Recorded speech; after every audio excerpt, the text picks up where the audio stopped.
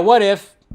Yeah, just gonna give me my because every Wednesday, since that's when the new What If episode come out. I haven't watched Star Wars Visions yet. I do plan on watching that, and I'll give my reviews to those because I hear good things. I hear great things about Star Wars Visions. But we have What If episode two, episode 7, which is what if Thor didn't have a brother. So this is basically okay. So if Odin gave back Loki to his actual family, as we know that he's part of, I forgot what they're called. I forgot what that species is called. So what would happen to Thor? And all I have to say about this episode is, did Taika Waititi direct this? This is easily my least favorite episode of What If. It was just cheesy. It wasn't for me. Way too goofy. And it was in line with where Thor is now. If you liked Ragnarok, you probably like this one. It was just just went way far in the whole like, hey, he's a party animal guy now. And he's going to show up on Earth and just throw parties. But that's going to cause some bad shit to happen. And then Captain Marvel's going to have to stop him. And I went, okay, cool. But I wasn't digging it. I wasn't digging it. The end was cool. I won't say what the end was, but the end I thought was pretty cool. Like the way that it just kind of ended. I was like, oh, okay. But the whole time I went like, all right. Not for me. Not for me. There's some cool things that happen in it, and it's one of those, for having like some dark episodes like they have been having. They had like 3 episodes where it was like people are just getting killed. It gets kind of dark. Yeah, they needed like a light episode. Totally get it. But this would be an episode that I would skip. If I wouldn't go back and watch that. It just wasn't.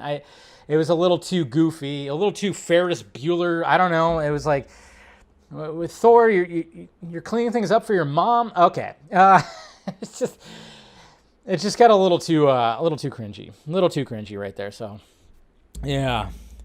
So that's just me though. If you enjoyed it, great. And it looks like some people out there did, and that's perfectly fine. There's nothing wrong with that. Like I said, it just wasn't for me. After I was digging the whole darker vibe, and then this one went completely. They're like, all right, we got to have something not so dark, which I totally understand. But I was just like, no.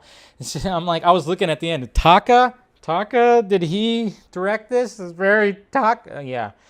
But that's just what they're doing with Thor now. What I still find weird, though, is the fact that with the main players in this episode, I still don't understand the logistics when it comes to the voice acting, because everyone came back, supplied the voices for their characters.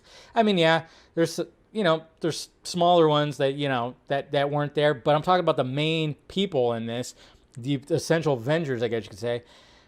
Why Brie Larson wasn't voicing Captain Marvel, I don't understand. She's still making movies. But yet, Brie Larson didn't supply her voice on this. Chris Hemsworth did. Natalie Portman did.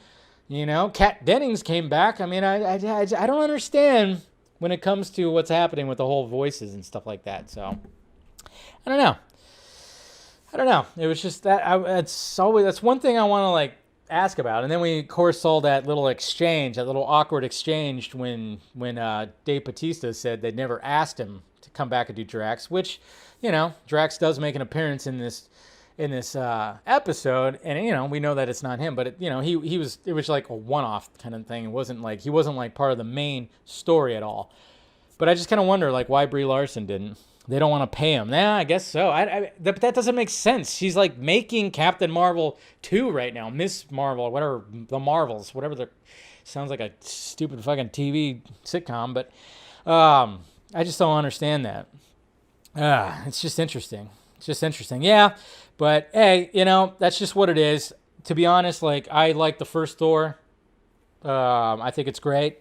Kenneth Branagh directed that. I thought he did a fantastic job. After you've watched all 3 Thors and then you go back and watch that first Thor, you go, wow, this is actually pretty good, guys. I'm just saying, hey, they were onto something right here. They were. You see this? Now I don't know what the fuck they're doing. I just remember, the only thing I remember from the new one is Hulk's ass. They show Hulk's ass in the new one. I mean, in the fourth one, are they going to show his balls? They might. Are they going to show his balls? Jeez. I don't know if I want to see that. But, yeah, I don't like the direction they went. Was it smart? Yes. I've always said that. Smart because essentially Thor was like their more boring character. When it comes to like the main Avengers, Thor was kind of like boring, I guess. And, Thor Dark World was pretty horrible. And then Ragnarok, they went a different direction. And it worked for the most part. It did. It worked for the general audience. Didn't work for me. Didn't work for a lot of people, and that's perfectly fine. I can recognize that it was a smart move, but at the same time, I don't have to like it.